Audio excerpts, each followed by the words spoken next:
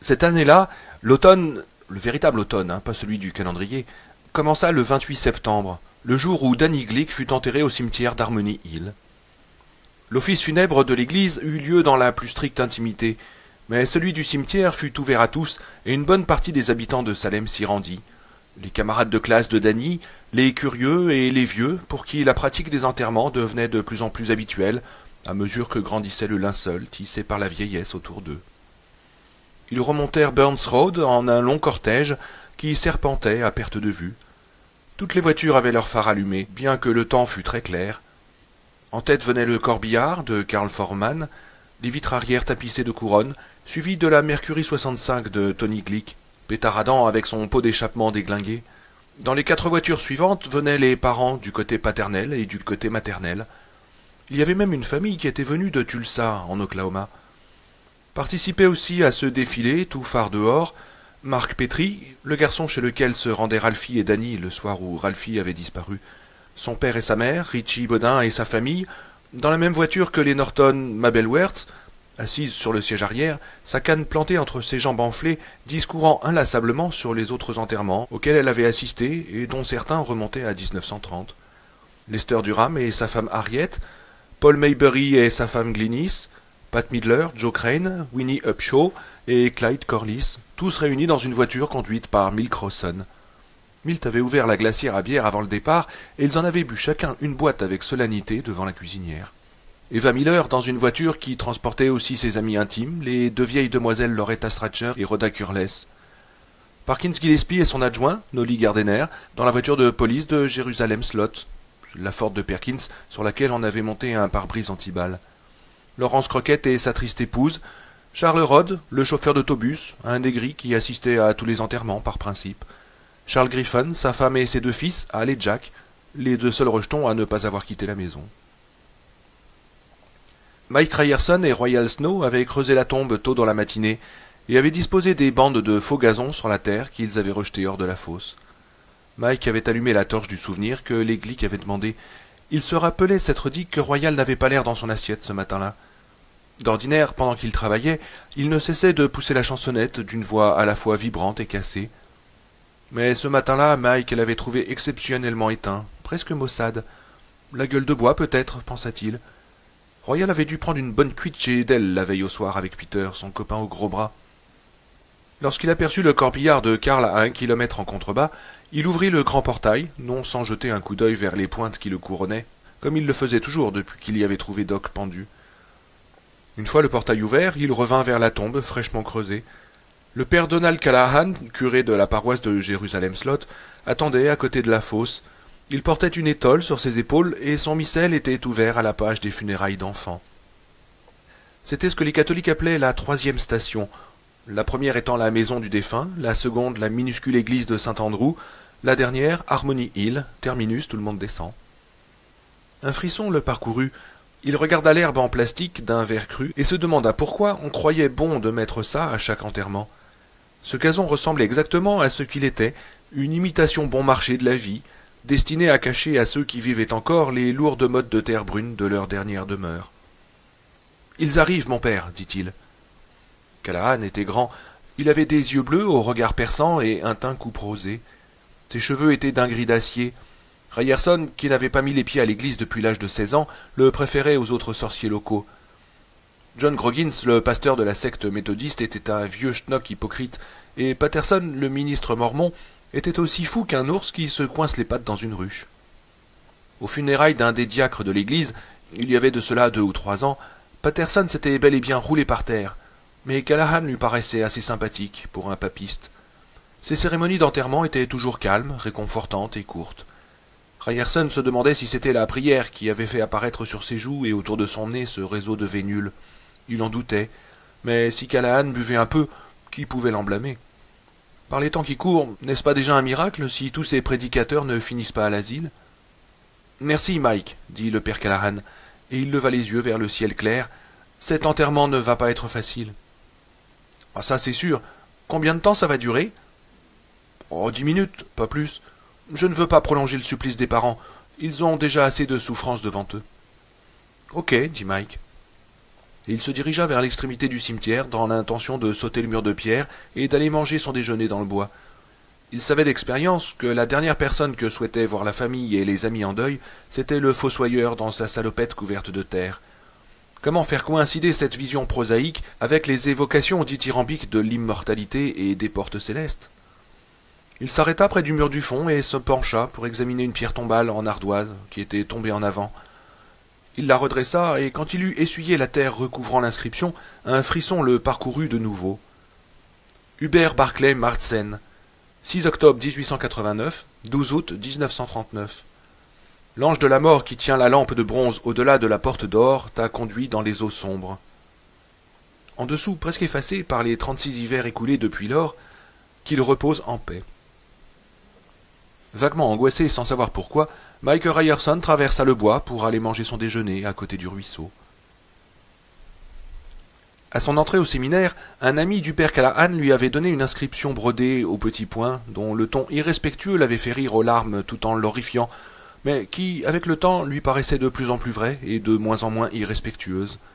« Seigneur, donne-moi un peu de sérénité, afin que j'accepte ce que je ne peux pas changer, un peu de ténacité, afin que je change ce qui peut l'être, et un peu de chance, afin que je ne déconne pas trop souvent. » Tout ceci en caractère gothique, sur fond de soleil levant. Devant cette tombe et face au cortège funèbre de Nadie Glick, cette invocation d'autrefois lui revint à l'esprit. Les porteurs des cordons du poil, 2 oncles et 2 cousins du défunt, descendirent le cercueil dans la fosse. Toute de noir vêtue, Marjorie Glick, son visage livide à demi dissimulé sous un voile épais, s'appuyait au bras protecteur de son père et s'accrochait à son sac noir comme à une bouée de sauvetage. Tony Glick, l'air égaré, se tenait à distance. Plusieurs fois, à l'église, pendant l'office, il s'était retourné pour regarder autour de lui, comme s'il voulait s'assurer qu'il était bien là, parmi ces gens. Son visage était celui d'un homme qui croit qu'il rêve. L'église ne peut pas mettre un terme à ce cauchemar, songea Callahan, pas plus que toute la sérénité, toute la ténacité ou toute la chance du monde. La connerie a déjà été faite. Il aspergea d'eau bénite le cercueil et la fosse, les sanctifia ainsi pour l'éternité. « Prions, dit-il. » Les mots montaient mélodieusement de sa gorge, comme il l'avait toujours fait, à toute heure, qu'il fût saoul ou sobre. Tout le monde inclina la tête. « Prions pour notre frère Daniel Glick. Prions notre Seigneur Jésus-Christ qui nous a dit « Je suis la résurrection et la vie. Celui qui croit en moi vivra, bien qu'il soit mort, et tous ceux qui sont vivants et qui mettent leur foi en moi ne souffriront jamais la mort éternelle. Seigneur, vous avez pleuré à la mort de votre ami Lazare, réconfortez-nous dans notre douleur, nous vous le demandons dans la foi. Seigneur, écoutez notre prière, enchaîna l'assistance. Vous avez fait revenir un mort à la vie, donnez à notre frère Daniel la vie éternelle, nous vous le demandons dans la foi. Seigneur, écoutez notre prière, reprit l'assistance. Quelque chose parut poindre dans les yeux de Tony Glick, quelque chose comme une révélation. Notre frère Daniel a été lavé du péché par le baptême. Accordez-lui une place à la table de votre royaume céleste. Nous vous le demandons dans la foi. Seigneur, écoutez notre prière. Marjorie Glick s'était mise à se balancer d'avant en arrière en gémissant. Apaisez la douleur que nous cause la mort de notre frère. Que notre foi soit notre consolation et la vie éternelle notre espérance. Nous vous le demandons dans la foi. Seigneur, écoutez notre prière. Il ferma son missel. Prions, comme notre Seigneur nous l'a appris, dit-il d'une voix sereine. Notre Père qui êtes aux cieux. Non, cria Tony Glick, se jetant en avant. Je ne vous laisserai pas foutre de la terre sur mon garçon. Des mains se tendirent pour l'arrêter, mais elles arrivèrent trop tard. Pendant un instant, il tituba au bord de la fosse, et puis le faux gazon se plissa et céda. Tony Glick tomba dans le trou et atterrit sur le cercueil avec un horrible bruit sourd. « Danny, sors de là !» hurla-t-il. « Ça alors !» dit Mabel Wertz, et elle pressa son mouchoir de soie noire contre ses lèvres. Ses yeux vifs et avides emmagasinaient la scène comme un écureuil emmagasine des noisettes pour son hiver. « Danny, nom de Dieu, arrête ces conneries !» Le père Callahan fit signe aux 2 des porteurs qui se précipitèrent, mais il fallut 3 autres hommes, dont Parkins Gillespie et Nolly Gardiner, pour sortir Glick de la tombe, hurlant et se débattant comme un forcené. « Danny, je te dis d'arrêter, tu rends malade ta maman, je vais te donner une de ces raclées. Mais lâchez-moi, je veux mon fils. Mais voulez-vous me lâcher, sale con? Mon Dieu !» Notre Père, qui êtes aux cieux, reprit Callahan, et d'autres voix se joignirent à la sienne. Que votre nom soit sanctifié, que votre règne arrive, que votre volonté soit faite. Danny, viens ici, tu m'entends? Tu m'entends, Danny? Sur la terre comme au ciel. Donnez-nous aujourd'hui notre pain quotidien, et pardonnez-nous, Danny, nos offenses, comme nous pardonnons à ceux qui nous ont offensés. Il n'est pas mort, lâchez-moi, espèce de salopard. Et ne nous laissez pas succomber à la tentation, mais délivrez-nous du mal. Par Jésus-Christ notre Seigneur. Amen. Il n'est pas mort, dit Tony Glick d'une voix entrecoupée. Ce n'est pas possible. Il n'a que 12 ans, nom de Dieu. Il sanglotait et, échappant aux hommes qui le retenaient, il fit quelques pas en chancelant, le visage ravagé et ruisselant de larmes. Il tomba à genoux aux pieds de Callahan et agrippa son pantalon de ses mains pleines de terre. « Je vous en supplie, rendez-moi mon fils. Arrêtez de vous moquer de moi. » Callahan lui prit la tête doucement entre ses mains. « Prions, dit-il. » Il sentait contre ses cuisses le corps secoué de sanglots de Glick. « Seigneur, consolez cet homme et sa femme dans leur douleur. Vous avez lavé cet enfant dans les eaux du baptême, et vous lui avez donné une vie nouvelle. Faites que nous puissions un jour le rejoindre et partager à jamais les joies du ciel. Nous vous le demandons au nom de Jésus. Ainsi soit-il. » Il leva la tête et vit que Marjorie Glick s'était évanouie. Quand ils furent tous partis, Mike Ryerson revint et s'assit au bord de la tombe encore ouverte pour manger sa dernière moitié de son sandwich et attendre le retour de Royal Snow. L'enterrement avait eu lieu à 4 heures de l'après-midi, et il était maintenant presque 5 heures. Les ombres s'allongeaient, et le soleil disparaissait déjà derrière les grands chênes. Ce Jean Foutre de Royal avait promis d'être là à 5 heures moins le quart, au plus tard. Où était-il donc? C'était le sandwich qu'il préférait, saucisson, fromage. Il ne se faisait d'ailleurs jamais que ses sandwichs préférés. C'était un des avantages du célibat. Il termina et s'épousta les mains, éparpillant quelques miettes sur le cercueil. Quelqu'un l'observait. Il le sentit tout d'un coup avec certitude. Il parcourut le cimetière du regard, les yeux écarquillés. « Royal? T'es là, Royal ?» Pas de réponse. Le vent soupirait dans les arbres et les faisait bruire mystérieusement. L'ombre immobile de la pierre tombale du Bermartzen tranchait sur les ombres mouvantes des ormes, et il pensa tout d'un coup au chien de Wynne suspendu, empalé, au portail de fer. Des yeux, durs et froids, qui l'observaient. « Nuit, ne me surprends pas ici. » Il se mit debout brusquement, comme si quelqu'un venait de lui adresser la parole. « Oh, va te faire foutre, Royal !» Il dit tout cela tout haut, mais pour lui-même. Il ne pensait plus que Royal fût dans les parages, ni même qu'il viendrait. Il allait être obligé de terminer tout seul, et ce serait long. Peut-être jusqu'à la nuit. Il se mit au travail sans essayer de comprendre la terreur qui l'avait gagné, sans se demander pourquoi ce travail qui ne l'avait jamais mis mal à l'aise lui faisait un tel effet à présent. Essayant de faire au plus vite et économisant ses gestes, il retira les bandes de faux gazon de la terre fraîche, les plia avec soin, les posa sur son bras et les porta jusqu'à sa camionnette garée au-delà du portail. Une fois sorti du cimetière, il n'eut plus cette impression pénible d'être surveillé. Il mit l'herbe à l'arrière de la camionnette et sortit la pelle. Puis il se dirigea à nouveau vers la tombe, mais s'arrêta au bout de quelques pas. La fosse ouverte semblait le narguer. Il remarqua qu'il ne s'était plus senti surveillé dès qu'il n'avait plus pu voir le cercueil blotti au fond de son trou. Il eut soudain une vision. Danny Glick, couché sur le capiton de satin rose, les yeux ouverts. Non, c'était idiot, on leur fermait les yeux. Il l'avait assez souvent vu faire par Karl Forman. Sûr qu'on les ferme à la cire, avait expliqué Karl une fois. On voudrait pas que le cadavre fasse des clins d'œil à l'assistance, pas vrai? Il remplit sa pelle de terre et la vida dans la fosse. La terre tomba sur le cercueil d'acajou poli avec un bruit sourd qui le fit tressaillir et lui donna presque la nausée. Il se redressa et jeta un regard absent sur les couronnes de fleurs. Un foutu gaspillage. Demain les pétales seraient éparpillés aux alentours, un semis de paillettes rouges et jaunes. Ça passait l'entendement. S'il fallait dépenser de l'argent, pourquoi ne pas le donner à la lutte contre le cancer ou contre la polio, ou même aux œuvres des dames de la paroisse? Au moins ça servirait à quelque chose. Il jeta une autre pelletée et fit une nouvelle pause. Ce cercueil, ça aussi c'était du gaspillage.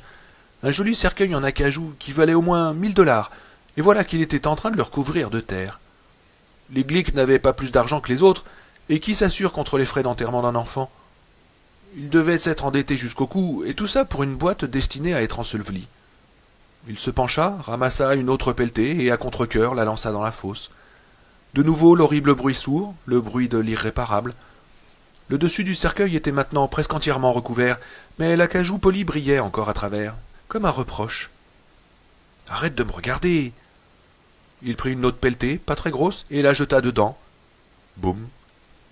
Les ombres étaient très allongées maintenant. Il s'arrêta un instant, leva les yeux, et son regard tomba sur Marston House, indéchiffrable avec ses volets fermés. Le côté est, celui qui recevait le premier la lumière du jour, donnait directement sur le portail en fer forgé ou d'oc. Il se força à prendre une autre pelletée de terre et à l'envoyer dans la fosse. Boum. Un peu de terre glissa sur les bords du cercueil et s'infiltra dans les gonds de cuivre. Maintenant, si quelqu'un l'ouvrait, ça grincerait comme lorsqu'on ouvre la porte d'un mausolée.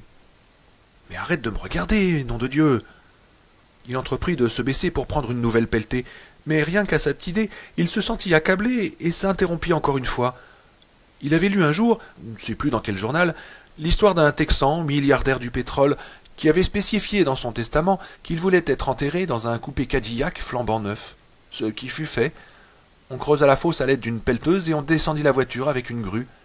Il y a plein de gens partout qui ont de vieilles bagnoles rafistolées avec de la salive et du fil de fer, et ce cochon de Richard se faisait enterrer au volant d'une voiture de 10 000 $, munie de tous ses accessoires.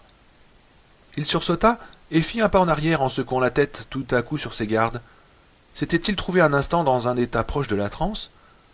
Il avait en tout cas de plus en plus le sentiment d'être observé. Il regarda le ciel et fut inquiet en voyant à quel point la lumière avait baissé. Il n'y avait plus que le dernier étage de Marston House qui fut encore baigné de soleil. Il était 6h10 à sa montre. Mon Dieu, 1 heure s'était écoulée et il n'avait pas envoyé plus d'une douzaine de pelletées de terre dans ce trou. Mike se pencha sur son travail, essayant de ne penser à rien. Boum, et boum, et boum. Le bruit était maintenant plus étouffé, car le dessus du cercueil était totalement recouvert. La terre coulait sur les côtés en petits ruisseaux bruns et arrivait presque au niveau de la serrure et des crochets. Il jeta 2 pelletées encore, puis s'arrêta un instant. Serrure et crochets? Mais pourquoi donc, mon Dieu, mettait-on des serrures sur des cercueils? Pensait-on que quelqu'un pourrait essayer d'y rentrer? Ce ne pouvait être que ça. On ne s'imaginait quand même pas que quelqu'un essaierait d'en sortir. « Arrête de me reluquer !» dit Mike Ryerson à haute voix. Et il se sentit tout d'un coup le cœur serré. Une envie subite de s'enfuir de cet endroit, de courir tout droit au village, le saisit à la gorge. Il ne se maîtrisa qu'au prix d'un grand effort. Il avait les jetons, ce n'était pas autre chose que ça. Quand on travaille dans un cimetière, c'est forcé que ça vous prenne de temps en temps. Il y avait de quoi se croire dans un de ces foutus films d'horreur, d'être là à recouvrir ce gosse qui n'avait que 12 ans, avec ses yeux grands ouverts. « Vas-tu arrêter, nom de Dieu !» hurla-t-il en jetant un regard égaré sur Marston House. À présent, seul le toit était encore au soleil. Il était 6h15. Il se remit au travail en précipitant le mouvement, expédiant pelletée après pelletée et essayant de faire le vide dans son esprit. Mais l'impression qu'il avait d'être observé semblait croître plutôt que diminuer, et chaque pelletée paraissait plus lourde que la précédente. Le dessus du cercueil était complètement recouvert à présent. On pouvait cependant entrevoir encore sa forme, ensevelie sous la terre. La prière catholique pour les morts se mit à lui trotter dans la tête, comme vous reviennent parfois sans raison certaines rengaines. Il avait entendu Callahan la réciter pendant qu'il déjeunait là-bas, à côté du ruisseau. Ça et les hurlements d'impuissance du Père. Prions pour notre frère, prions notre Seigneur Jésus-Christ qui a dit « Ô Père, jette les yeux sur moi ». Il s'arrêta et jeta un regard vide dans la fosse. Elle était profonde, très profonde. Les ombres de la nuit la noyaient déjà, faisant d'elle une chose visqueuse et vivante. Oui, elle était encore très profonde, il n'arriverait jamais à la combler avant la nuit, jamais. « Je suis la résurrection et la vie. Celui qui croit en moi vivra, bien qu'il soit mort. » Seigneur des mouches, jette les yeux sur moi. Oui, les yeux étaient ouverts. C'est pour ça qu'il se sentait observé. Karl ne les avait pas assez collés, ils s'étaient rouverts comme des stores et le petit Glick le dévisageait. Il fallait faire quelque chose. Et tous ceux qui sont vivants et qui mettent leur foi en moi ne souffriront jamais la mort éternelle. Je dépose maintenant à tes pieds de la viande avariée et de la chair fétide. Enlever la terre, voilà ce qu'il fallait faire. Enlever la terre, casser la serrure avec la pelle et ouvrir le cercueil pour fermer ses yeux affreux rivés sur lui. Il n'avait pas de cire, mais il avait 2 pièces de monnaie dans sa poche, elle ferait l'affaire. De l'argent, oui, c'était de l'argent qu'il fallait à ce garçon. Le soleil frôlait maintenant le toit de Marston House, et ses rayons n'atteignaient plus que les sapins les plus grands et les plus vénérables à l'ouest de la ville. Mike eut l'impression que, même avec ses volets fermés, la maison le dévorait des yeux. « Vous avez fait revenir un mort à la vie, Accordez à notre frère Daniel la vie éternelle. Pour jouir de ta faveur, j'ai accompli un sacrifice. L'objet de ce sacrifice, je te le présente de la main gauche. » Mu par une impulsion subite, Mike Ryerson sauta dans la fosse et se mit à manier sa pelle avec frénésie, en faisant jaillir des gerbes de terre. Enfin le bord de la pelle heurta le bois. Mike racla ce qui restait de terre sur le couvercle, puis s'agenouilla sur le cercueil et entreprit de faire sauter la serrure de cuivre à coups de pelle. Près du ruisseau, les grenouilles s'étaient mises à coasser. Mike entendit une chouette ululer dans l'ombre, et quelque part, tout près, des engoulevents poussaient leurs petits cris perçants. 6h50. « Qu'est-ce que je suis en train de faire ?» se demanda-t-il. « Mais qu'est-ce que je suis en train de faire, mon Dieu ?» À genoux sur le couvercle du cercueil, il essayait de réfléchir. Mais quelque chose au fond de lui le poussait à se dépêcher. Vite, le soleil se couchait. « Nuit, ne me surprends pas ici. » Il leva la pelle au-dessus de son épaule, la fit tomber encore une fois sur la serrure, et un craquement se fit entendre. Elle avait cédé. Il redressa un instant la tête, dans un dernier sursaut de raison. Le blanc des yeux apparaissait comme en relief au milieu de son visage maculé de terre et de sueur. Vénus brillait au sein de la voûte étoilée. Il se hissa hors de la fosse en haletant, s'étendit de tout son long et chercha à tâtons les crochets du couvercle. Il les trouva, tira, et le couvercle se souleva, les gonds grinçant, exactement comme il se l'était imaginé. D'abord il ne vit qu'un peu de satin rose, puis il aperçut un bras vêtu de noir. Danny Glick avait été enterré dans son costume de premier communiant. Et enfin le visage. Il eut le souffle coupé. Les yeux étaient ouverts, exactement comme il savait qu'ils le seraient, grands ouverts et à peine vitreux. Il semblait étinceler d'une vie hideuse dans la lumière mourante du jour. Ce visage n'avait en rien la pâleur de la mort, les joues étaient roses, presque pulpeuses. Il essaya de s'arracher à ce regard scintillant et glacé, mais il n'y parvint pas. « Jésus !» murmura-t-il. Le soleil acheva de s'enfoncer derrière l'horizon. Mark Petrie travaillait dans sa chambre sur une maquette du monstre de Frankenstein et écoutait ses parents parler en bas dans le salon. Sa chambre était située au premier étage de cette ancienne ferme de Jointer Avenue que les Petrie avaient achetée, et bien qu'aujourd'hui la maison fût chauffée par une chaudière moderne au mazout, les vieilles grilles du premier étaient encore là. À l'origine, quand la maison était chauffée par une grande cuisinière centrale, les grilles laissaient monter l'air chaud au premier, qui de ce fait ne se refroidissait pas trop. Cependant, la dame qui avait habité la maison dans les premiers temps, de 1873 à 1896, et qui était dotée d'un mari fort austère, baptiste pratiquant, se mettait toujours au lit avec une brique chaude enveloppée de flanelle. Les grilles servaient maintenant à toute autre chose, elles transmettaient parfaitement le son. Ses parents étaient au salon, mais ils auraient aussi bien pu être en train de parler de lui juste derrière la porte. Une fois, quand son père l'avait surpris en train d'écouter à la porte de leur ancienne maison, Marc n'avait que 6 ans à l'époque, il lui avait appris un vieux proverbe anglais. « Qui écoute aux portes s'y brûle les oreilles ». Cela signifiait, lui avait dit son père, que l'on pouvait entendre quelque chose sur soi-même qui ne vous ferait pas plaisir. Peut-être seulement il connaissait, lui, un autre proverbe. Prévoir, c'est pouvoir. À 12 ans, Mark Petrie était un peu trop mince pour sa taille et paraissait d'un tempérament délicat. Mais il avait une grâce et une souplesse inhabituelles chez les garçons de cet âge, qui ont toujours l'air d'être tout en genoux, coudes et cicatrices. Il avait le teint clair, presque laiteux, et ses traits, qu'on allait plus tard trouver aquilins, semblaient pour le moment légèrement efféminés. Cela lui avait déjà causé quelques ennuis, même avant l'histoire qu'il avait eue avec Richie Bodin dans la cour de l'école, et il avait décidé de régler cela tout seul. Il avait analysé le problème. Le caïd de l'école, avait-il décidé, était en règle générale grand, laid et balourd. Il faisait peur aux autres parce qu'il pouvait leur faire mal, et il affectionnait les coups bas. Il s'ensuivait que si on n'avait pas peur d'être un peu brutalisé et que si on était prêt soi-même à donner des coups bas, on pouvait avoir le dessus avec ce genre de gros dur. Richie Bodin lui avait permis de faire la première démonstration du bien fondé de sa théorie. Discuter ne servait à rien avec un caïd. La contrainte physique était le seul langage que les Richie Bodin du monde semblaient comprendre, et Marc pensait que c'était là une des raisons pour lesquelles tout marchait si mal. Il avait été renvoyé de l'école ce jour-là, et son père en avait été très fâché ce jour-là, jusqu'à ce que Marc, déjà résigné à recevoir la fessée rituelle administrée avec une revue roulée, lui eût dit qu'Hitler n'avait rien d'autre qu'un Richie Bodin qui aurait réussi. Alors son père n'avait pas pu s'empêcher de s'esclaffer, et même sa mère n'était pas parvenue à étouffer un petit rire. On avait oublié la fessée. Et maintenant, John Petrie disait « Crois-tu que ça l'a affecté, Henri ?»« C'est difficile à dire, » répondit son père. Marc comprit par le petit silence qui suivit que son père allumait sa pipe. Il ne laisse jamais rien voir de ce qu'il pense. Il n'est pire haut que l'eau qui dort, dit sa mère. Elle s'arrêta. Il fallait toujours que sa mère dise des choses de ce genre.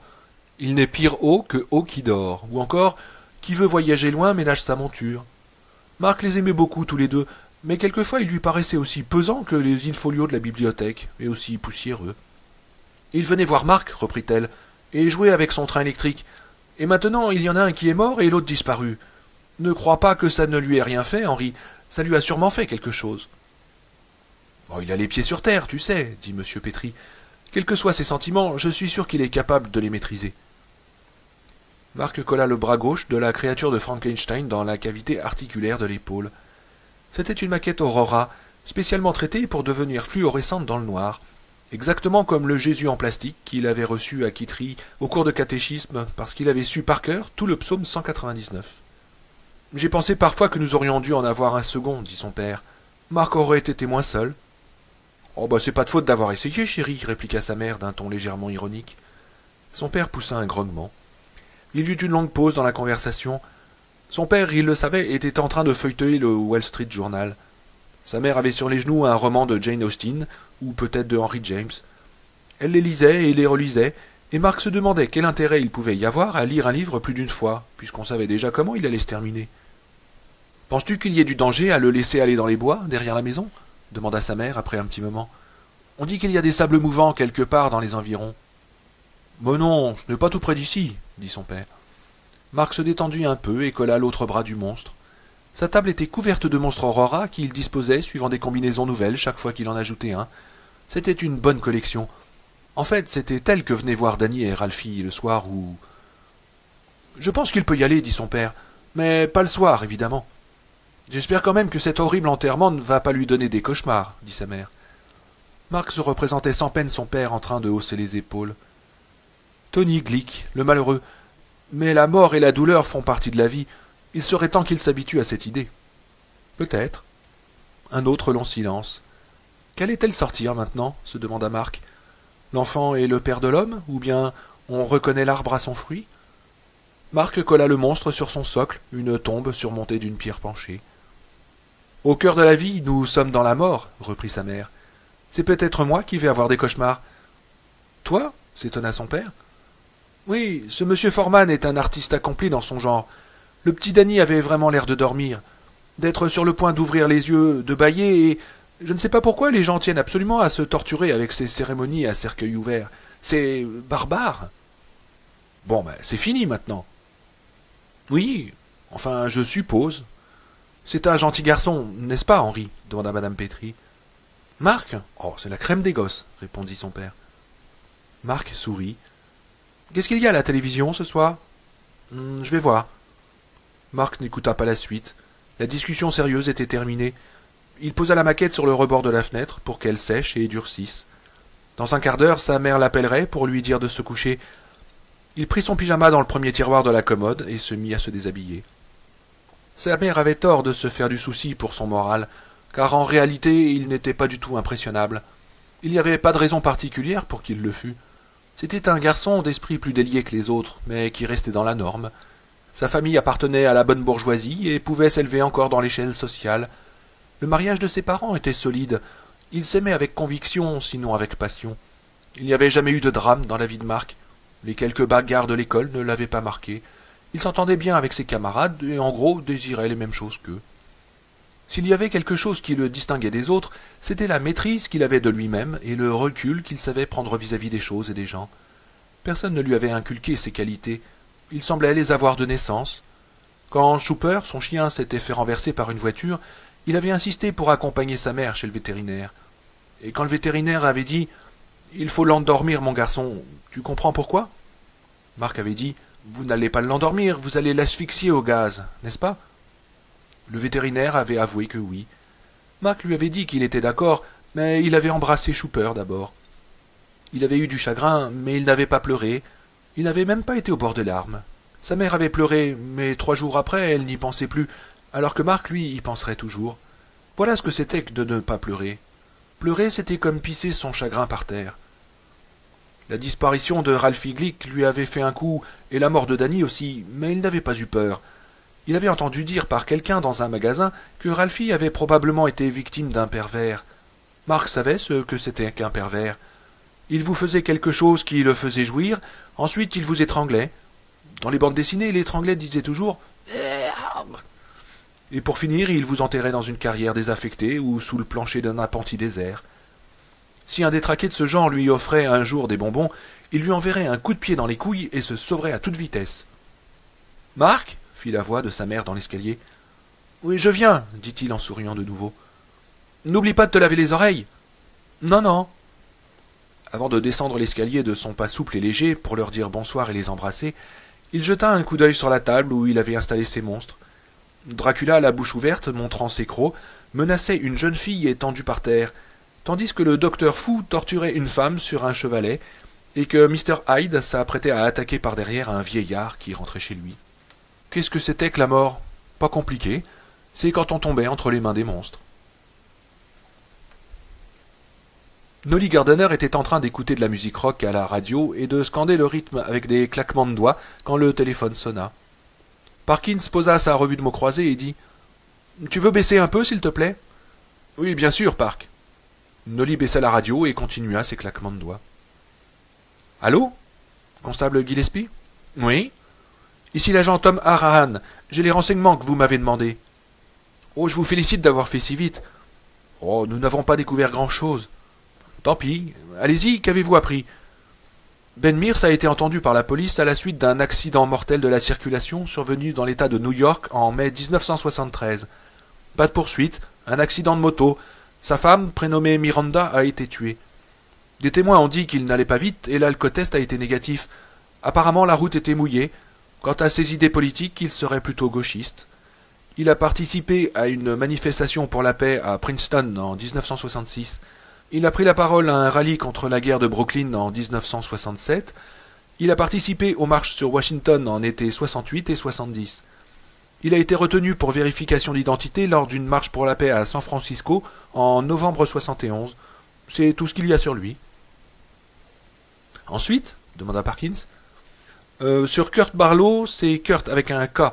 Il est citoyen britannique, mais par naturalisation. Né en Allemagne, il s'est réfugié en Angleterre en 1938, sans doute poursuivi par la Gestapo. Son état civil est invérifiable, mais il a probablement 70 ans. Son véritable nom est Breitschen. Il fait de l'import-export à Londres depuis 1945, mais personne ne l'a jamais vu. Stracker est son associé depuis cette date, et c'est lui qui traite avec le public. « Ah bon ?» dit Parkins. « Stracker est anglais de naissance, » reprit l'agent du FBI. « Il a 58 ans. Son père était ébéniste à Manchester et lui a, semble-t-il, légué une jolie petite fortune. Stracker s'est bien débrouillé lui aussi. Lui et Barlow ont fait une demande de visa pour un séjour de longue durée aux États-Unis. Il y a de cela 18 mois. C'est tout ce que j'ai, sauf que c'est peut-être un ménage de pédale. Ouais, dit Parkins en soupirant. C'est à peu près ce que j'imaginais. Si vous voulez des renseignements supplémentaires, nous pouvons interroger la CID à Scotland Yard. Non, ça ira comme ça. Encore une chose, reprit l'agent.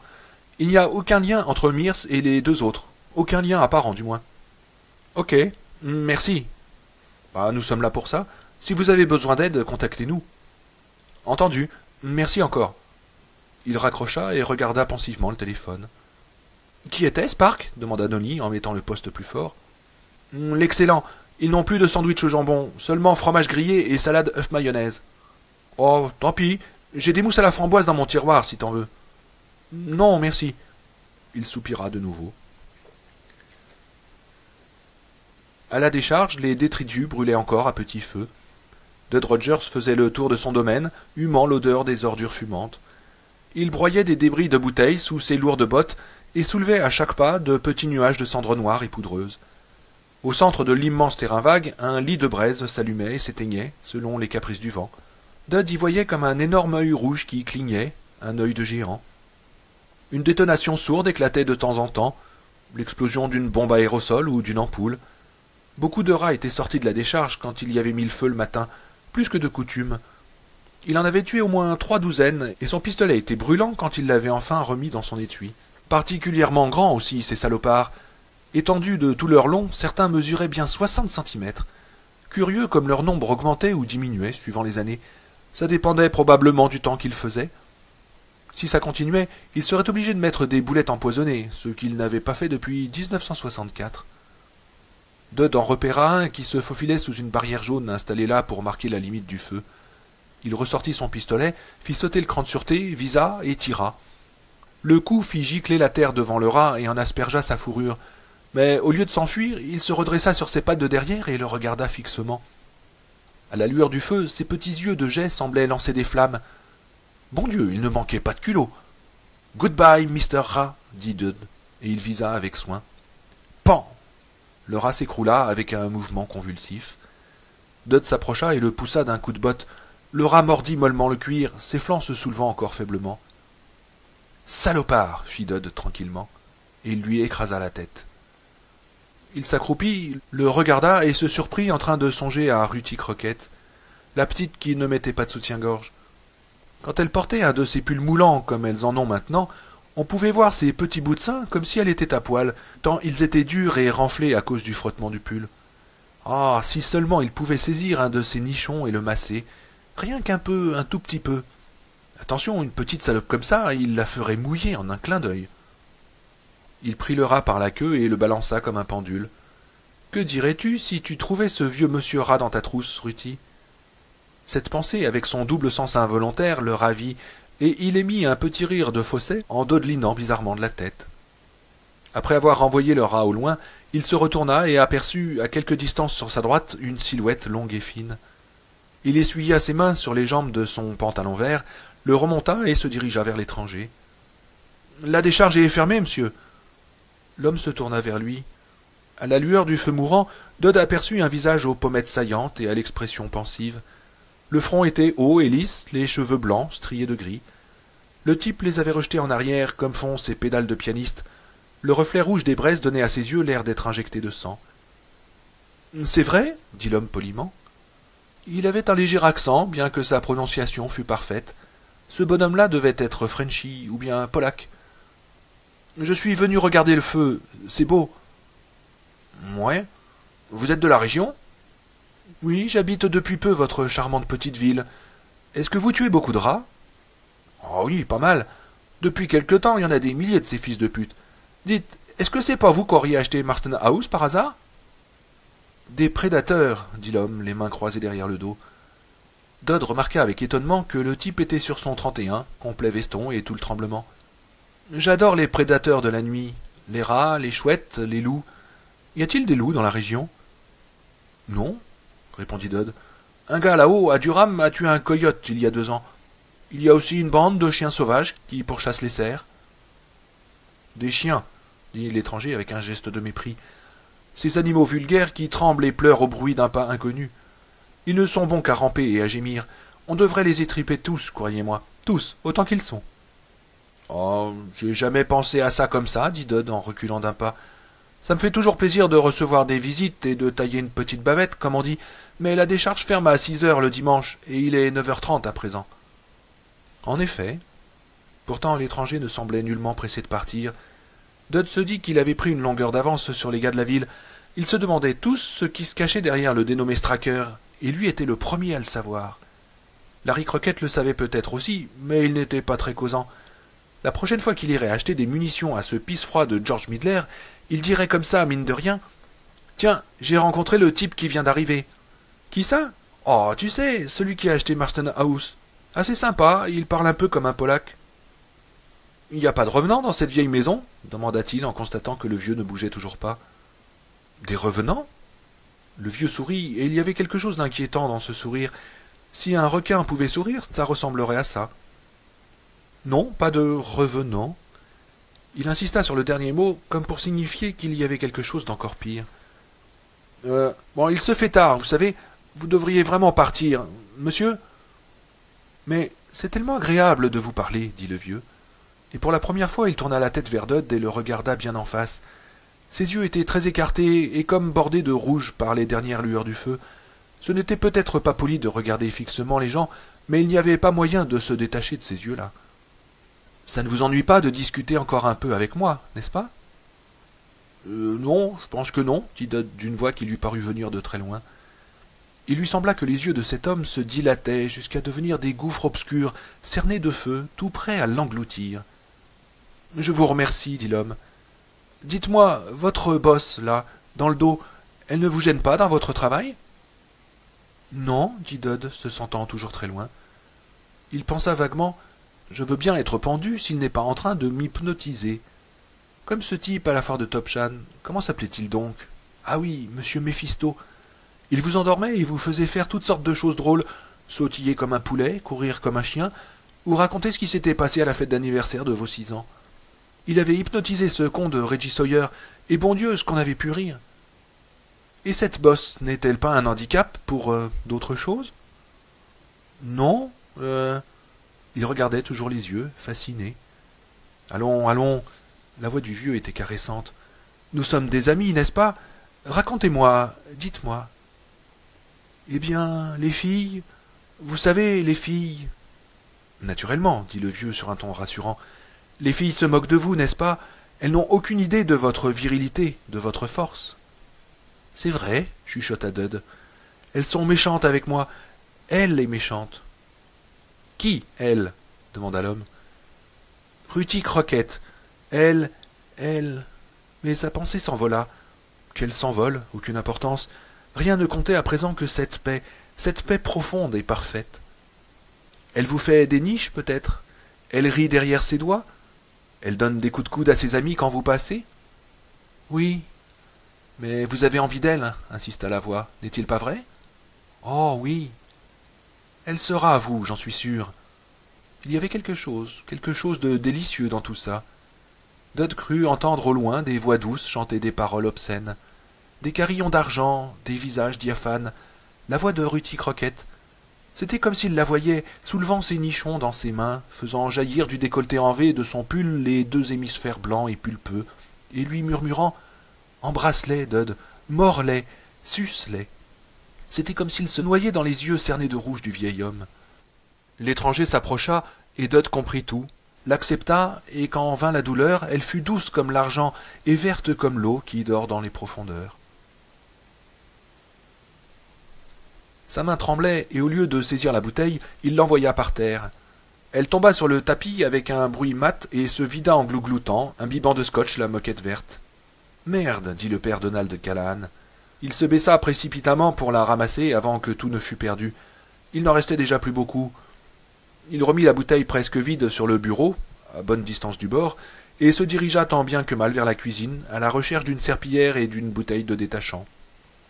Il ne fallait pas que Rhoda Curless trouvât cette tache de whisky à côté de son bureau. Nul besoin d'ajouter au cafard et à la tête lourde dès le lendemain matin les mines compatissantes de sa gouvernante. Il dénicha une bouteille d'un produit dont le nom E-Vap faisait fâcheusement penser à des régurgitations d'ivrogne et l'emporta dans le bureau. « Père Flanagan, où êtes-vous quand nous avons besoin de vous » murmura-t-il en s'accroupissant près de la tâche. Il lut les instructions sur l'étiquette de la bouteille et versa 2 fois le contenu du bouchon sur la tâche. Celle-ci vira immédiatement au blanc et se mit à mousser. Callahan observa le phénomène avec une certaine appréhension et regarda de nouveau la notice. Pour les tâches particulièrement rebelles, lut-il tout haut de cette voix sonore et mélodieuse, si bien accueillie dans la paroisse, après les interminables péroraisons, ponctuées de claquements de dentiers, de ce pauvre vieux père Hume. Laissez prendre de 7 à 10 minutes. Il se dirigea vers la fenêtre de son bureau qui donnait sur Elm Street et sur l'église Saint-Andrew un peu plus loin. Bon, pensa-t-il, on est dimanche soir et me voilà saoul de nouveau. Bénissez-moi, mon père, parce que j'ai péché. Il était 11h30. Il regarda par la fenêtre et vit une obscurité informe, trouée seulement par le faisceau de lumière du lampadaire de l'église. Il ne manquait plus que Fred Astaire avec son haut de forme, son smoking, ses guêtres et ses chaussures blanches. Il danserait en faisant virevolter sa canne. Ginger Rogers viendrait à sa rencontre et tous deux valseraient sur l'air de Encore dans les vapes avec E-Vap. Il appuya son front contre la vitre. Les traits de son visage, dont la beauté avait été, dans une certaine mesure, sa malédiction, s'affaissèrent et laissèrent voir le vieil homme fatigué. « Je suis un ivrogne et un prêtre minable, mon père. » Il ferma les yeux et vit l'obscurité du confessionnal. Il se vit manœuvrer le guichet et lever du même coup le voile sur tous les secrets du cœur humain. Il sentit le vernis, le vieux velours des prie-dieux et la sueur des vieillards. Bénissez-moi, mon père.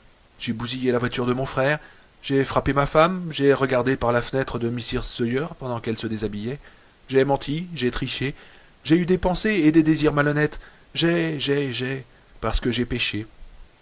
Il ouvrit les yeux. Fred Astaire n'avait pas encore paru, sur le coup de minuit peut-être.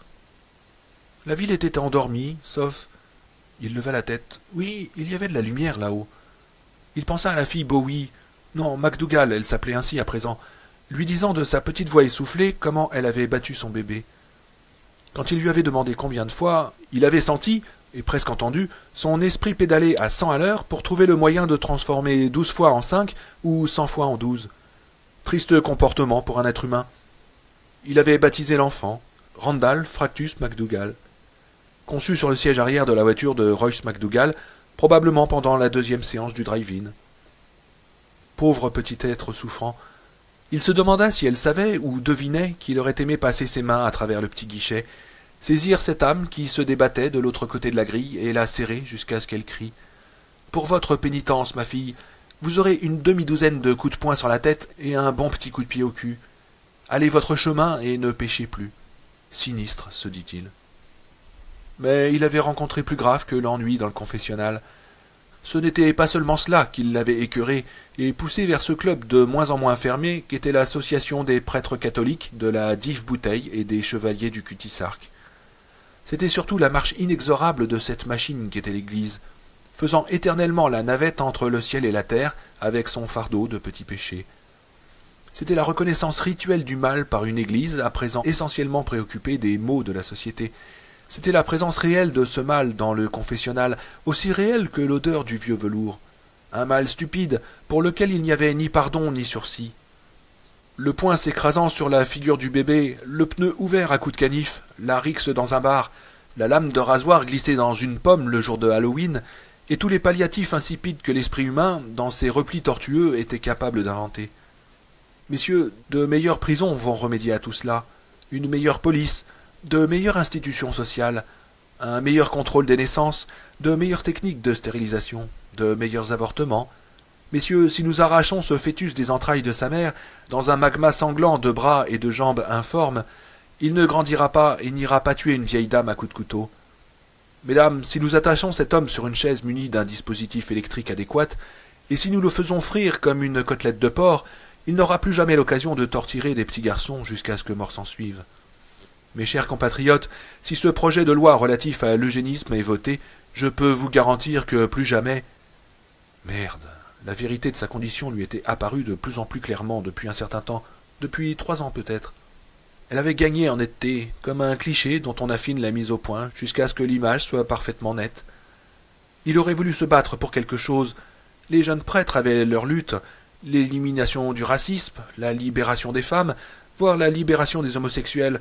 Il défendait les pauvres, les fous, les criminels. Tout cela le mettait mal à l'aise. Les seuls prêtres dont l'action politique ne l'avait pas indisposé, c'étaient ceux qui avaient milité contre la guerre au Vietnam. Maintenant que leur cause était périmée, ils passaient leur temps à évoquer les marches et les rallyes, comme les vieux couples évoquent leur lune de miel ou leur premier voyage en train. Callahan n'était ni un jeune prêtre, ni un vieux prêtre. Il se voyait obligé d'endosser le rôle d'un traditionnaliste hésitant quant à ses postulats fondamentaux. Il voulait prendre la tête d'une division, mais dans quelle armée? Dieu, le bien, la bonté, ces noms désignaient tous la même chose. Et contre qui? Contre le mal. Ça, c'était une cause qui en valait la peine. Au diable les distributions de tracts dans le froid devant les supermarchés pour expliquer la nécessité de boycotter le raisin ou la salade. Il voulait voir le mal dépouillé de ses voiles trompeurs, chaque trait de son visage clairement visible. Il voulait lutter corps à corps avec le mal, comme Mohamed Ali contre Joe Frazier ou Jacob contre l'ange. Il voulait que le combat soit pur, sans que la politique s'en mêlât comme d'habitude. Depuis qu'il avait décidé de devenir prêtre, c'est cela qu'il voulait. La vocation lui était venue à l'âge de 14 ans. Il avait été enflammé par l'histoire de saint Étienne, le premier martyr chrétien à avoir été lapidé, celui qui avait vu le Christ en mourant. Le ciel exerçait une attraction bien pâle à côté de celle du combat, couronné peut-être par le martyr au service du Seigneur. Seulement voilà, il n'y avait pas de combat. Il n'y avait que des escarmouches à l'issue douteuse. Le mal n'avait pas de visage, mais plusieurs, et ces visages étaient des visages absents. Sa conclusion, c'était que le mal n'existait pas. Quelquefois, il se demandait si Hitler avait été autre chose qu'un bureaucrate débordé, et si Satan lui-même n'était pas simplement un malade mental, avec un sens de l'humour un peu frustre, le genre qui considère comme merveilleusement drôle de mettre des pétards dans le pain donné aux mouettes. Les grandes batailles sociales, morales et spirituelles de l'époque se réduisaient à Sandy McDougall, envoyant en douce une tarte à son moutard, qui lui-même grandirait pour en envoyer une au sien, et ainsi de suite, jusqu'à la fin des temps, alléluia. Je vous salue Marie, pleine de grâce, aidez-moi à être plus fort dans cette course de stock-car. C'était plus que sinistre, c'était terrifiant. Pour peu qu'on veuille donner un sens à la vie et peut-être à la mort. Et que trouverait-on au ciel? Une éternité de fêtes paroissiales? De virées dans les foires? De séances de striptease de travestis? Il regarda la pendule. Il était minuit 6 et il n'y avait toujours pas trace de Fred Astaire ni de Ginger Rogers. Même pas de Mickey Rooney. Mais Ivap avait eu le temps d'agir. Il allait passer l'aspirateur maintenant. Rhoda Kurlest ne le regarderait pas avec cette insupportable expression de pitié, et la vie suivrait son cours. Amen. Quand Matt arriva au secrétariat le mardi matin, après le 3e cours, Ben Mears l'y attendait déjà. « Salut, dit Matt, vous êtes en avance ?» Ben se leva et lui serra la main. « Oh, c'est un travers de famille, paraît-il. Dites-moi, vos gosses ne vont pas me manger, j'espère ?»« Aucun danger, dit Matt. Allons-y. » « Le bâtiment est agréable, dit Ben en regardant autour de lui, tandis qu'il traversait le hall. « Quelle différence avec le lycée de ma jeunesse. Les fenêtres ressemblaient à des meurtrières à cette époque-là. »« Erreur. Il ne faut pas parler de bâtiment, mais de blocs scolaires.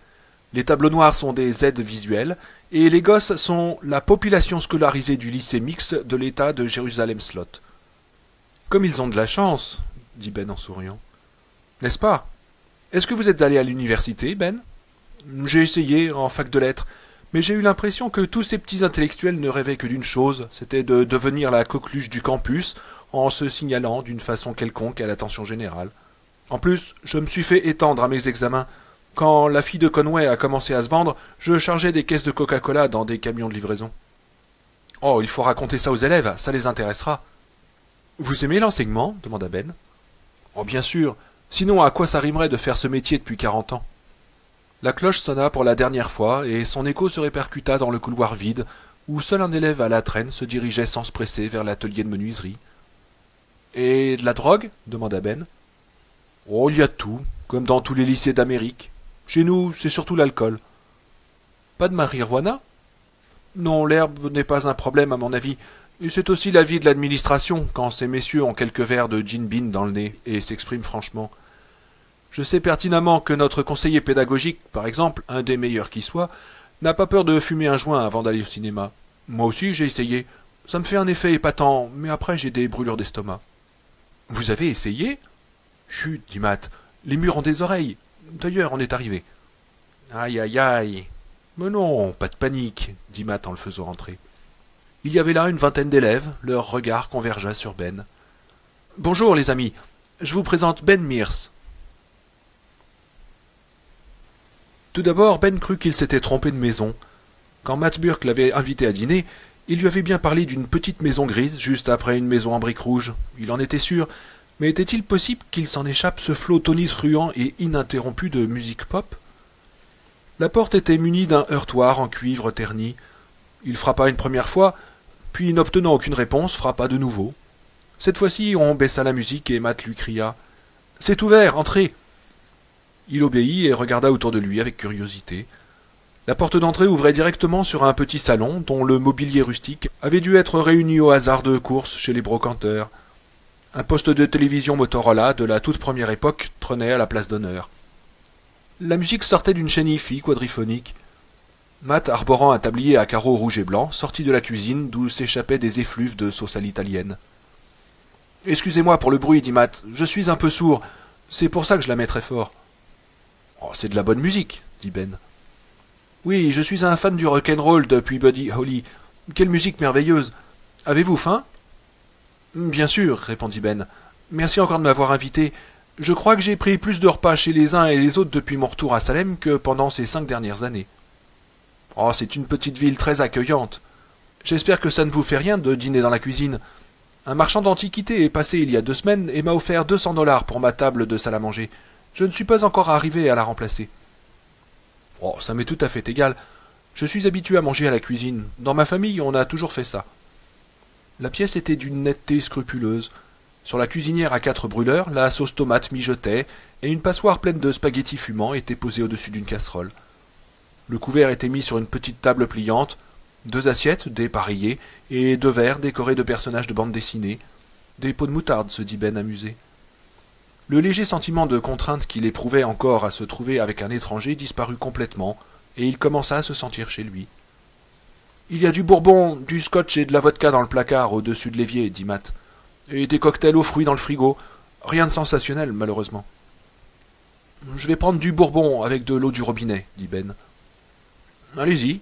Je vais servir les pâtes, si on peut appeler pâtes cette espèce de bouillie. » Tout en se servant à boire, Ben dit « J'ai bien aimé vos gosses. Ils ont posé de bonnes questions. Difficiles, mais bonnes. »« Comme « Où trouvez-vous vos idées ?» fit Matt, imitant le zézément sexy de la petite Ruthie Croquette. « Oh, c'est un beau petit brin de fille, » remarqua Ben. « Oui, c'est vrai. Tenez, il y a une bouteille de Lancers dans le frigo derrière la salade d'ananas. Je l'ai achetée en votre honneur. »« Oh, vous n'auriez pas dû. Allons, allons, Ben. Après tout, ce n'est pas tous les jours que nous voyons arriver des auteurs de best-sellers à Salem. »« Vous n'êtes pas raisonnable, » dit Ben. Il finit son verre, prit l'assiette de pâtes que lui tendait Matt, versa la sauce tomate dessus et enroula une bonne quantité de spaghettis sur sa fourchette à l'aide de sa cuillère. « Fantastique, mamma mia !»« Bah, qu'est-ce que vous croyez ?» Ben regarda son assiette qu'il avait vidée avec une rapidité étonnante. Il s'essuya la bouche d'un air coupable. « En voulez-vous encore ?»« Oui, mais seulement la moitié d'une assiette, si vous permettez. Ils sont formidables, ces spaghettis. » Matt lui remplit son assiette. « Si nous ne les finissons pas, c'est le chat qui s'en chargera. Or, c'est un animal pitoyable. Il pèse 10 kilos et arrive tout juste à se traîner jusqu'à son écuelle. »« Mon Dieu, comment ai-je pu ne pas le remarquer ?» Matt sourit. « Oh, il réussit quand même à draguer. Dites-moi, votre nouveau livre, c'est un roman ?»« C'est une histoire romancée, » dit Ben. « Pour être tout à fait franc, j'avoue que je l'écris avec l'idée de me faire de l'argent. L'art, c'est merveilleux, mais j'aimerais bien gagner le gros lot, ne serait-ce qu'une fois. »« Et quelles sont vos chances ?»« Incertaines. »« Allons au salon, » dit Matt. « Les fauteuils sont pleins de bosses, mais ils sont quand même plus confortables que ces horribles chaises de cuisine. Est-ce que vous avez assez mangé ? » Oh, autant me demander si le pape porte une mitre. Ils allèrent au salon. Matt mit une pile de disques sur l'électrophone et entreprit de bourrer son énorme pipe en calebasse. Une fois qu'elle fut bien allumée, Matt jeta un regard à Ben à travers un nuage de fumée. « Non, on ne peut pas la voir d'ici. » Ben tourna brusquement la tête. « Quoi ? Marston House ? Je parie 5 cents que c'est elle que vous cherchiez. » Ben rit mal à l'aise. « Oh, pas besoin de parier. »« Est-ce que l'intrigue de votre livre se situe à Salem ? » ?»« Oui, c'est Salem, et ce sont les gens d'ici. » Ben hocha la tête. « Il y aura une série de mutilations et d'assassinats commis par des sadiques. Je compte entrer d'emblée dans le vif du sujet en relatant au lecteur un de ces meurtres point par point depuis le début jusqu'à la fin. Je lui mettrai le nez dedans. J'étais en train de faire le plan de la première partie quand Ralphie Glick a disparu, et évidemment ça m'a fait un sale effet. Vous êtes-vous inspiré des disparitions survenues à Salem pendant les années 30 ? Ben le sonda du regard. Vous êtes au courant ? Oh, que oui, et je ne suis pas le seul. Je n'étais pas encore ici à cette époque, mais Mabel Wertz, Glynis Mayberry et Milk Rosen étaient là. Certains ont déjà fait le rapprochement. Quel rapprochement ? Allons, Ben, ce rapprochement crève les yeux, vous ne trouvez pas ? Vous avez sans doute raison. La dernière fois que la maison a été occupée, 4 gosses ont disparu en 10 ans. Maintenant, après 36 ans, elle est de nouveau habitée et aussitôt Ralphie Glick disparaît. Croyez-vous que ce soit une coïncidence ? Probablement, dit Ben, prudent. Les avertissements de Suzanne lui résonnaient encore aux oreilles. Mais c'est curieux. J'ai compulsé tous les numéros du Ledger, de 1939 jusqu'en 1970, pour avoir des points de comparaison. 3 gosses ont disparu pendant cette période.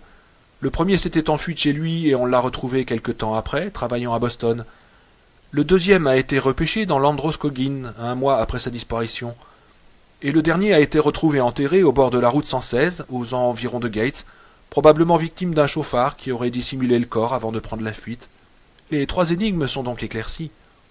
Peut-être en sera-t-il de même pour la disparition du petit Glick, dit Matt. Peut-être.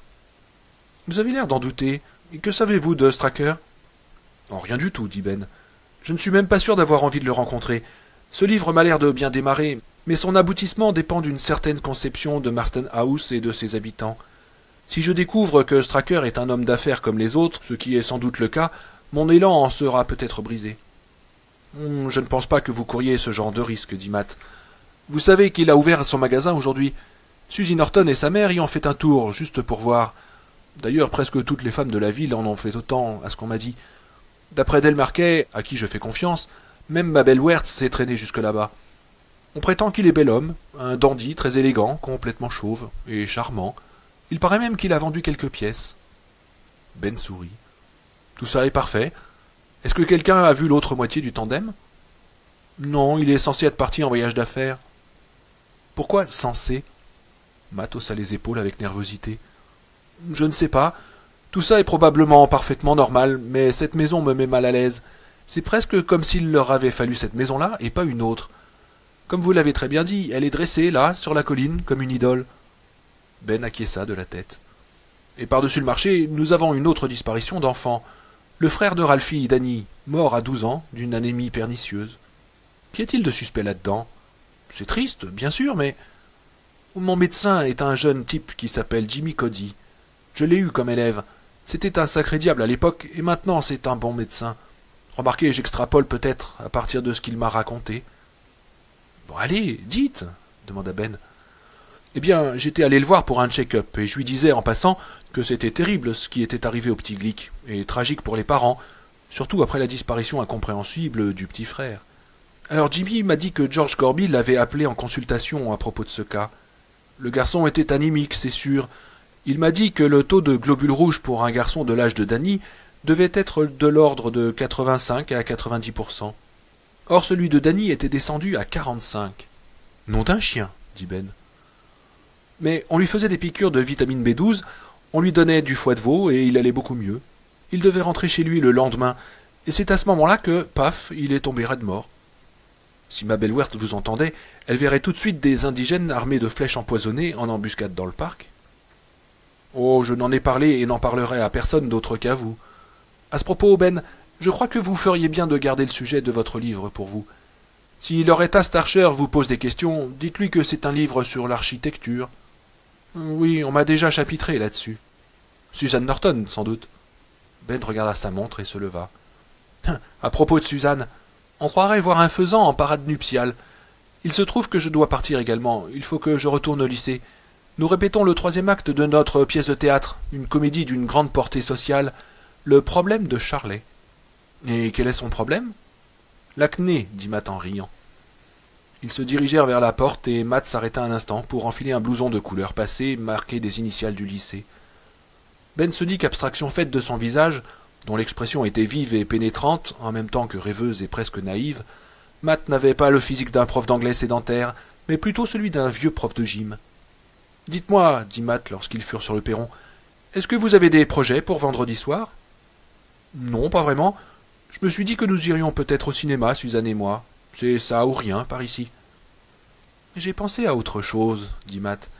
Pourquoi ne pas fonder un comité d'accueil et aller tous les trois à Marston House afin de nous présenter au nouveau châtelain? De la part de nos concitoyens, évidemment. »« Évidemment, reprit Ben. Ce ne serait que faire montre de la plus élémentaire courtoisie. »« Une délégation d'indigènes pour leur souhaiter la bienvenue, renchérit Matt. J'en parlerai à Suzanne ce soir. Je pense qu'elle sera d'accord, dit Ben. Bien. Matt agita la main en signe d'adieu, tandis que la Citroën de Ben s'éloignait en ronronnant.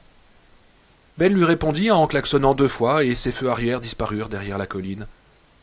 Matt resta sur le perron un bon moment, les mains fourrées dans les poches de son blouson, à regarder la maison sur la colline. Il n'y avait pas de répétition théâtrale ce jeudi soir, et vers 9 heures, Matt se rendit chez d'elle en voiture, histoire de boire 2 ou 3 bières. Puisque ce chameau de Jimmy Cody refusait de le soigner pour ses insomnies, il se ferait son petit traitement lui-même. La clientèle était clairsemée les soirs où l'orchestre ne jouait pas. Matt ne vit que 3 personnes de sa connaissance.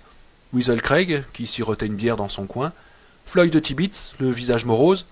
Il avait parlé à Suzanne 3 fois cette semaine, 2 fois au téléphone et 1 fois dans le salon des Norton, mais aucune de ces conversations n'avait bien marché.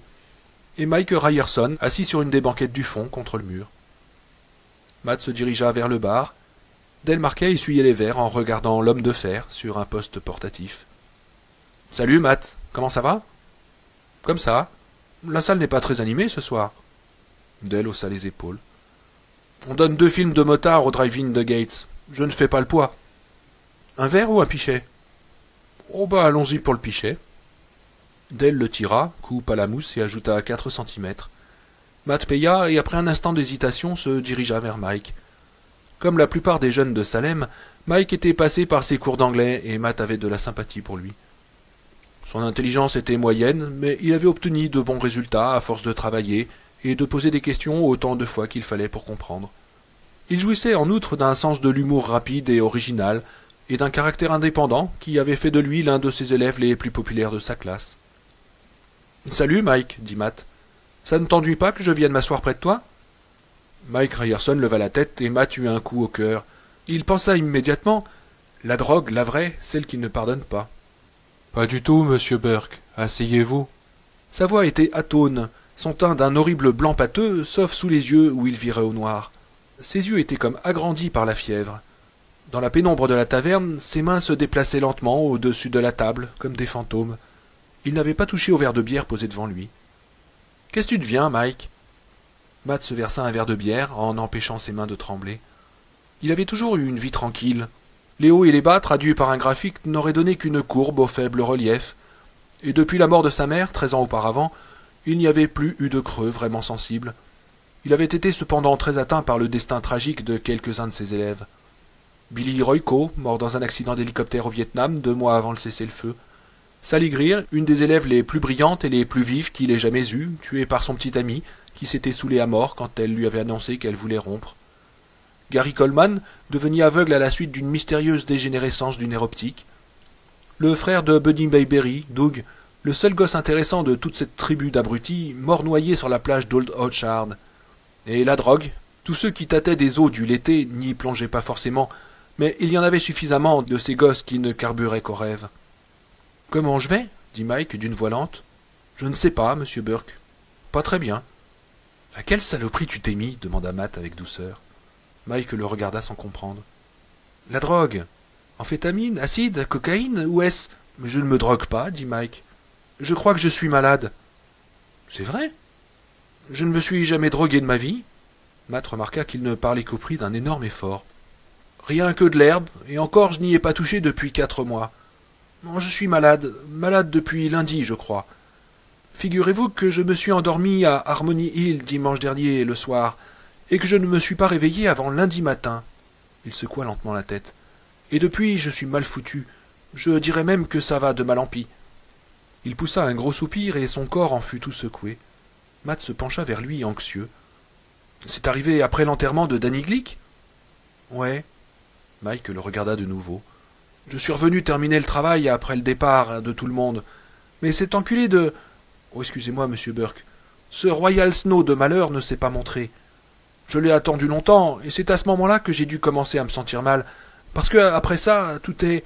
Oh, ça me fait mal à la tête. C'est dur de se rappeler. »« Tu te rappelles de quoi, Mike ?»« Je me rappelle de quoi ?» Mike sonda les profondeurs dorées de son verre de bière et contempla longuement les bulles qui se détachaient des parois pour venir éclater à la surface. « Je me souviens de chants, dit-il, les chants les plus doux que j'ai jamais entendus, et de m'être senti comme si je me noyais. Seulement c'était agréable, sauf qu'il y avait les yeux, les yeux. » Il s'empoigna les coudes en frissonnant. « Les yeux de qui ?» demanda Matt en se penchant en avant. « Ils étaient rouges, oh, des yeux effrayants. »« Mais les yeux de qui ? Mais je ne me souviens pas. Non, il n'y avait pas d'yeux, j'ai tout rêvé. » Matt vit que Mike luttait de toutes ses forces pour chasser ce souvenir. « Je ne me souviens de rien d'autre au sujet de dimanche soir. Je me suis réveillé lundi matin par terre, et au début je ne pouvais même pas me lever tellement j'étais fatigué. Le soleil se levait et j'avais peur d'attraper une insolation, alors je suis descendu par le bois jusqu'au ruisseau. Ça m'a épuisé. J'étais si fatigué que je me suis rendormi. J'ai dormi jusqu'à 4 heures de l'après-midi, peut-être plus. » Il eut un petit rire de crécelle. J'étais tout couvert de feuilles en me réveillant, mais je me sentais mieux. Je me suis levé et je suis retourné jusqu'à ma camionnette. Il se passa lentement la main sur le visage. Pourtant, j'ai bien dû en finir avec l'histoire du petit Glick le dimanche soir. Mais c'est drôle, je ne m'en souviens même pas. En finir? Bah oui. Avec ou sans Royal, la fosse était toute remplie de terre, les mottes bien tassées, du beau boulot, mais je ne me souviens pas de l'avoir fait. Faut croire que j'étais vraiment pas bien. Et où as-tu passé la nuit de lundi? Chez moi? Où voulez-vous que je sois allé? Et comment te sentais-tu mardi matin? Je ne me suis pas réveillé mardi matin, j'ai dormi toute la journée. Je ne me suis réveillé que mardi soir. Et alors, comment est-ce que tu te sentais? Mal, les jambes en caoutchouc. J'ai voulu me chercher un verre d'eau et j'ai failli m'écrouler. J'ai dû m'appuyer sur les meubles pour arriver jusqu'à la cuisine. Faible comme un chaton qui vient de naître. Il fronça les sourcils. J'ai ouvert une boîte de ragoût pour mon dîner. Vous savez, ces trucs de Dean Timur. Mais je n'ai pas pu l'avaler. Il me semblait que j'allais dégobiller rien qu'à la regarder. Comme quand vous avez la gueule de bois et que quelqu'un vous montre de la nourriture. Et tu n'as rien mangé? Ah, j'ai essayé, mais j'ai tout vomi. Après, je me suis senti un peu mieux. Je suis sorti et j'ai marché un peu. Et puis je suis rentré me coucher. Il suivait du doigt les cernes laissées par les verres sur la table. J'ai eu peur en allant me coucher, comme un gosse qui a peur du croque-mitaine. J'ai fait le tour des fenêtres pour m'assurer qu'elles étaient verrouillées, et je me suis endormi avec toutes les lumières allumées. Et hier matin? Non, je ne me suis levé qu'à 9 heures hier soir. Il eut à nouveau son petit rire de crécelle. Je me souviens d'avoir pensé, si ça continue, je vais dormir 24 heures sur 24. Et c'est ce qu'on fait quand on est mort. Matt le regardait avec inquiétude. Floyd de Tibbits s'était levé pour mettre une pièce dans le jukebox et choisir ses chansons. C'est bizarre, dit Mike. La fenêtre de ma chambre était ouverte quand je me suis levé. C'est moi qui l'ai ouverte, probablement. J'ai fait un rêve. Quelqu'un était à la fenêtre et je me suis levé pour le faire entrer. Comme on se lèverait pour faire entrer un vieil ami qui aurait froid ou faim. Et qui était-ce? Ce n'était qu'un rêve, monsieur Burke. Oui, mais qui était-ce dans ton rêve? Je ne sais pas. Quand je me suis levé, j'ai voulu essayer de manger, mais rien que d'y penser, j'ai eu envie de dégueuler. Alors, qu'est-ce que tu as fait? J'ai regardé la télé jusqu'à la fin du show de Johnny Carson. Je me sentais beaucoup mieux, et puis je suis allé me coucher. Et est-ce que tu as verrouillé les fenêtres? Non. Et tu as dormi toute la journée? Oui, je me suis réveillé vers le soir. Faible?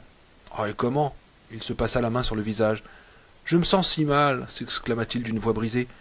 C'est seulement la grippe ou quelque chose comme ça, n'est-ce pas, monsieur Burke? Je ne suis pas vraiment malade, dites. Je ne sais pas, dit Matt. J'ai pensé qu'une ou deux bières me remonteraient le moral, mais je peux pas boire. J'ai pris une gorgée et je me suis étranglé. J'ai cru que j'allais étouffer. Cette dernière semaine, j'ai l'impression que je fais un cauchemar. Et j'ai peur. J'ai terriblement peur.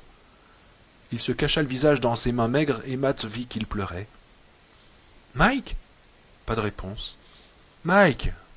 Matt écarta doucement les mains de Mike. Viens chez moi ce soir. Tu passeras la nuit dans la chambre d'amis. Tu veux bien? Comme vous voulez. Ça m'est égal. Mike s'essuya les yeux du revers de sa manche avec une lenteur léthargique. Et demain, je t'emmènerai voir le docteur Cody. D'accord.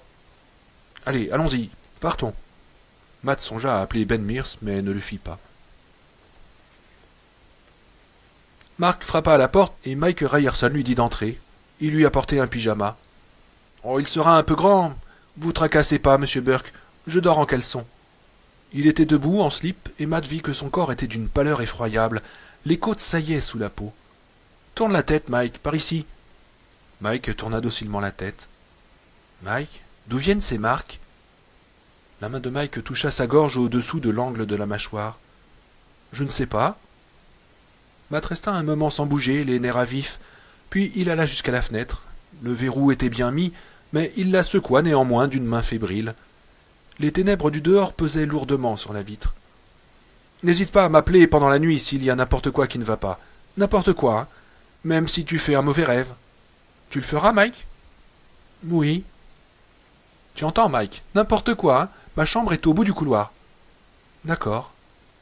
Matt resta un instant sur le seuil, avec l'impression qu'il avait encore quelque chose à faire, et finit par sortir de la chambre. Il n'arriva pas à trouver le sommeil, et la seule chose qui l'empêcha d'appeler Ben Mears fut la certitude que tout le monde dormait chez Eva. La pension était pleine de vieux, et pour que le téléphone sonnât tard le soir, il fallait au moins que quelqu'un fût mort. Couché dans son lit, les nerfs tendus, Il regardait les aiguilles lumineuses de son réveil aller de 11h30 à minuit. Le silence lui paraissait surnaturel, peut-être parce qu'il était à l'écoute du moindre bruit. La maison était vieille, solidement construite, et elle ne craquait plus guère, ayant pris depuis longtemps son assiette définitive. Il n'y avait que le bruit du réveil et celui à peine perceptible de la douce brise nocturne. En semaine, les voitures ne passaient jamais sur Taggart Stream Road si tard le soir. C'est complètement fou ce que tu es en train de penser. Mais pas à pas, il s'était trouvé acculé à cette interprétation des faits. Naturellement, ayant vécu parmi les livres, il y avait tout de suite songé dès que Jimmy Cody lui avait détaillé le cas de Danny Glick. Lui et Cody en avaient ri. Peut-être que justement il était puni d'en avoir ri. Des égratignures? Ce ne sont pas des égratignures, ce sont des perforations. On vous a bien dit que de telles choses ne peuvent pas exister, que des œuvres comme le Christabel de Coleridge ou le conte de fées diabolique de Bram Stoker doivent tout à l'imagination de leurs auteurs. Mais bien sûr que les monstres existent. Ce sont les hommes qui, dans je ne sais combien de pays, sont prêts à appuyer sur le bouton qui déclenchera la guerre atomique. Ce sont les pirates de l'air, ce sont les assassins à la chaîne et les tueurs d'enfants. Mais ça, c'est vraiment trop gros. Le sceau du diable sur le sein d'une femme n'est qu'une verrue. L'homme qui revient de la mort et se présente à la porte de son épouse, enveloppé de son suaire, est tout simplement atteint d'ataxie locomotrice. Le croque-mitaine qui s'agite en grommelant dans le coin d'une chambre d'enfant n'est qu'un tas de couvertures. Il se trouve même des ecclésiastiques pour déclarer que Dieu, ce vénérable sorcier de la magie blanche, est mort. Il a été pratiquement saigné à blanc. Pas un bruit ne venait de l'autre côté du vestibule. Matt pensa, il dort comme une souche, lui. Et alors pourquoi pas? Pourquoi l'avait-il invité chez lui, sinon pour qu'il dorme de tout son soûl sans être troublé par de mauvais rêves? Il sortit du lit, alluma la lampe et alla à la fenêtre. De là, on pouvait tout juste apercevoir la poutre faîtière de Marston House givrée par le clair de lune. J'ai peur. Mais c'était pire que ça, il crevait de trouille. Il passa en revue l'arsenal des armes dont on se sert pour lutter contre ce mal qu'il ne faut pas nommer. L'hostie, l'eau bénite, le crucifix, l'ail, la rose, l'eau courante. Pas trace chez lui des trois premières. Il appartenait à la secte méthodiste, mais il ne pratiquait pas, et pensait sans le dire que John Groggins ne valait pas un clou. Le seul objet religieux qu'il eût chez lui était... Doucement mais très distinctement, dans la maison silencieuse, il entendit deux mots prononcés par Mike Ryerson d'une voix atone. « Oui, entre !» Matt eut le souffle coupé, poussa une sorte de hurlement intérieur et se sentit défaillir d'angoisse. Ses entrailles étaient de plomb. Ses testicules s'étaient rétractés. Qui donc venait d'être invité à entrer dans sa maison? Il entendit, assourdi par la distance, le bruit d'un verrou qu'on tourne, puis le grincement d'une fenêtre qu'on ouvre. Il pouvait descendre au rez-de-chaussée, courir chercher la Bible dans le bahut de la salle à manger, remonter à toute vitesse, ouvrir brusquement la porte de la chambre d'amis et brandir la Bible. « Au nom du Père, du Fils et du Saint-Esprit, je vous ordonne de partir. » Mais qui était dans la chambre? « Appelle-moi s'il y a n'importe quoi qui ne va pas. »« Mais je ne peux pas, Mike, je suis vieux, j'ai peur. » La nuit envahissait son cerveau et en faisait un théâtre où des scènes terrifiantes surgissaient de l'ombre. Des visages blafards comme ceux des clowns, des yeux brûlants, des dents pointues, des formes qui sortaient de l'obscurité avec de longues mains blanches tendues vers... Il fut secoué par un frisson. Un gémissement lui échappa et il se cacha le visage dans les mains. « Je ne peux pas, j'ai peur !» Il aurait été incapable de se lever, même si la poignée de sa porte s'était mise à tourner. La peur le paralysait, et il regrettait amèrement d'être alléché d'elle. « J'ai peur !» Et dans le terrible et lourd silence qui pesait sur la maison, tandis qu'il était là, assis dans son lit, sans pouvoir bouger, le visage enfoui dans ses mains, il entendit un rire d'enfant, un rire aérien et diabolique, suivi par des bruits de succion.